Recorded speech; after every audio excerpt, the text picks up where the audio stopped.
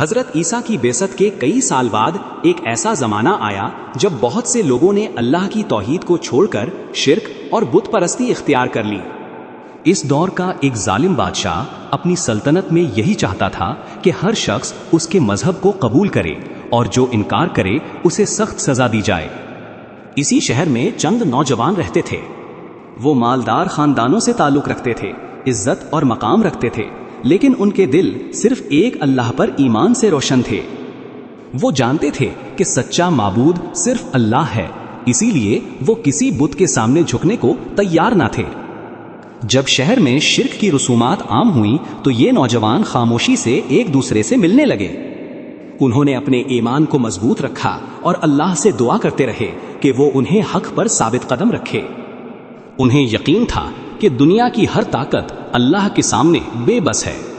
کچھ ہی عرصے بعد بادشاہ کو معلوم ہو گیا کہ یہ نوجوان اس کے حکم کو ماننے کے لیے تیار نہیں۔ انہیں دربار میں حاضر ہونے کا حکم دیا گیا۔ پورے شہر کی نظریں ان پر تھیں، کیونکہ ہر کوئی جانتا تھا کہ بادشاہ کی نافرمانی کا انجام بہت سخت ہوتا ہے۔ مگر جب وہ نوجوان بادشاہ کے سامنے کھڑے ہوئے تو ان کے چہروں پر خوف نہیں بلکہ ایمان کا نور تھا۔ انہوں نے نہایت اطمینان سے اعلان کیا کہ ہمارا رب آسمانوں اور زمین کا رب ہے اور ہم اس کے سوا کسی کو معبود نہیں مان سکتے۔ ان کے یہ الفاظ دربار میں موجود ہر شخص کے لیے حیرت کا باعث بن گئے۔ بادشاہ ان کی بات سن کر غصے سے آگ بگولا ہو گیا۔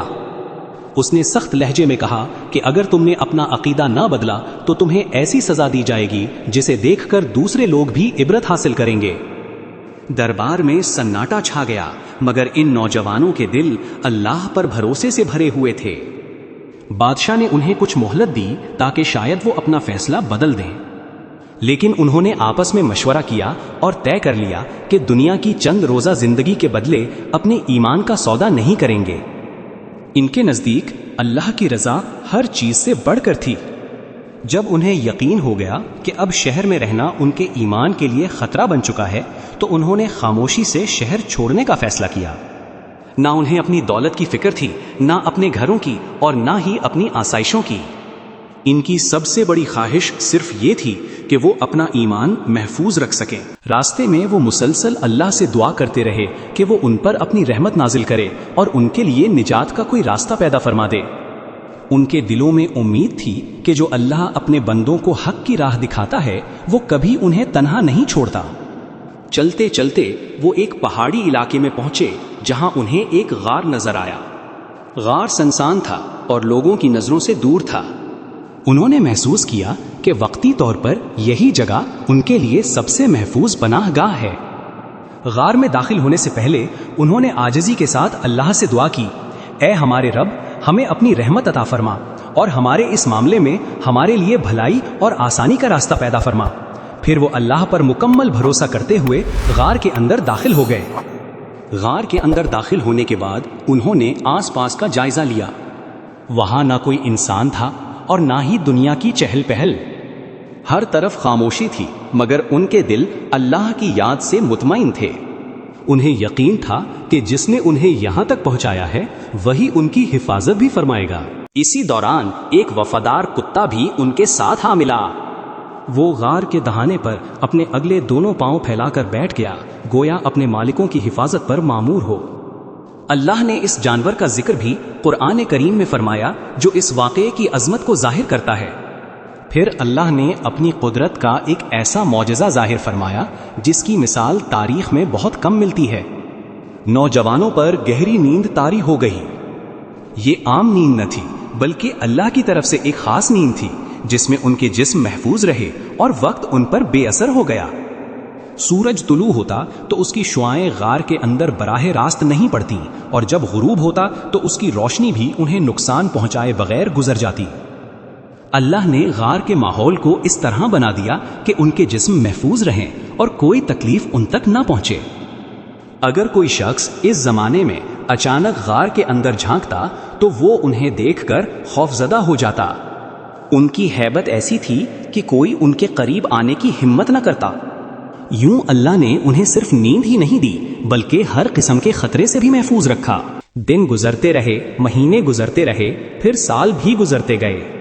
مگر غار کے اندر سوئے ہوئے نوجوانوں کو اس بات کا ذرا بھی احساس نہ ہوا کہ اللہ کی قدرت انہیں ایک عظیم نشانی بنا چکی ہے جس کا ذکر قیامت تک پڑھا اور سنایا جاتا رہے گا۔ وقت گزرتا رہا، 1 سال، پھر کئی سال، اور پھر صدیاں بیت گئیں، مگر اللہ کے حکم سے وہ نوجوان اسی سکون کے ساتھ غار میں آرام کرتے رہے۔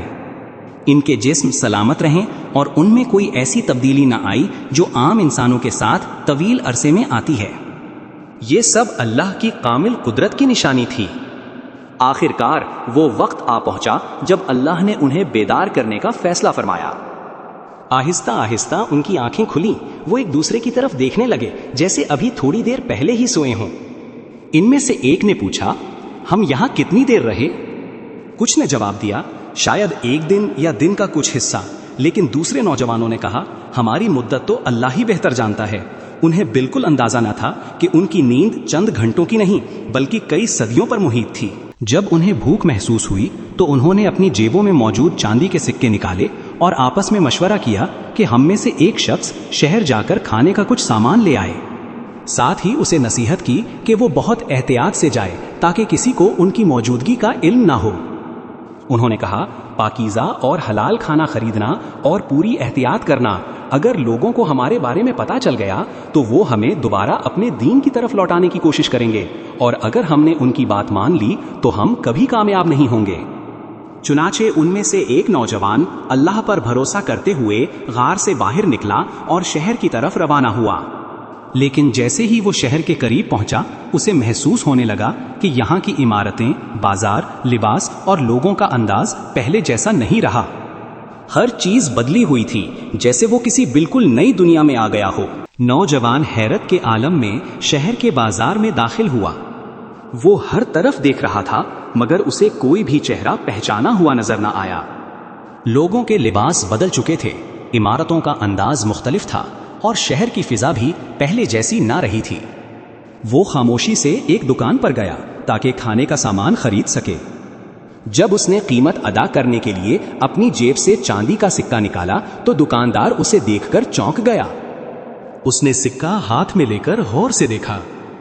یہ ایک بہت پرانا سکہ تھا، ایسا سکہ جو اس زمانے میں رائج ہی نہیں تھا۔ دکاندار نے فوراً آس پاس کے لوگوں کو بلا لیا۔ چند ہی لمحوں میں وہاں ایک ہجوم جمع ہو گیا۔ ہر شخص اس سکے کو حیرت سے دیکھ رہا تھا۔ لوگ آپس میں باتیں کرنے لگے کہ یہ سکہ تو کئی صدیوں پرانے بادشاہ کے دور کا معلوم ہوتا ہے۔ لوگوں نے نوجوان سے پوچھا، یہ سکہ تمہیں کہاں سے ملا؟ کیا تمہیں کوئی پرانا خزانہ ملا ہے؟ نوجوان ان کے سوالات سن کر حیران رہ گیا۔ اس نے سادگی سے جواب دیا کہ یہ تو اس کی اپنی رقم ہے اور وہ صرف کھانا خریدنے آیا ہے۔ جب اس نے اپنے شہر، اپنے بادشاہ اور اپنے زمانے کا ذکر کیا تو لوگوں کی حیرت اور بھی بڑھ گئی۔ اب سب کو یقین ہونے لگا کہ اس نوجوان کے ساتھ کوئی غیر معمولی معاملہ پیش آیا ہے۔ شہر کے معتبر لوگ بھی وہاں پہنچ گئے اور اسے احترام کے ساتھ اپنے ساتھ لے گئے تاکہ پوری حقیقت معلوم کی جا سکے۔ اس وقت تک اللہ نے حالات کو مکمل طور پر بدل دیا تھا۔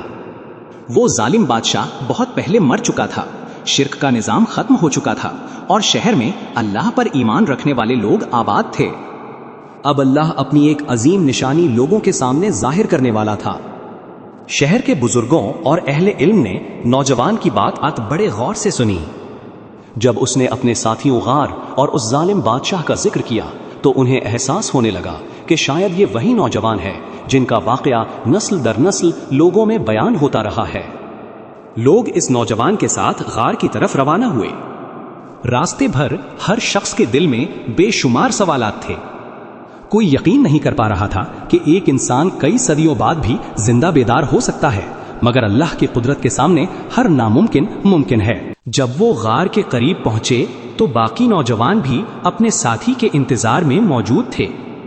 انہوں نے اتنے زیادہ لوگوں کو اپنی طرف آتے دیکھا تو پہلے حیران ہوئے، لیکن جلد ہی انہیں معلوم ہو گیا کہ اللہ نے حالات بدل دیے ہیں اور وہ زمانہ ختم ہو چکا ہے جس میں انہیں اپنے ایمان کی وجہ سے جان بچا کر بھاگنا پڑا تھا۔ لوگ غار کے اندر داخل ہوئے اور ان نوجوانوں کو دیکھ کر اللہ کی قدرت کے معترف ہو گئے۔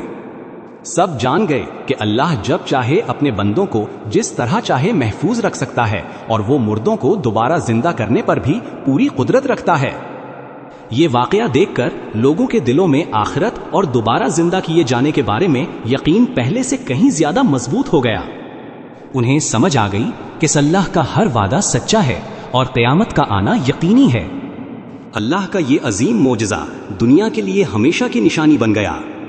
آج بھی جب اصحاب کہف کا واقعہ پڑھا جاتا ہے تو یہ ایمان، ثابت قدمی، اللہ پر کامل بھروسے اور اس کی بے مثال قدرت کی یاد تازہ کر دیتا ہے۔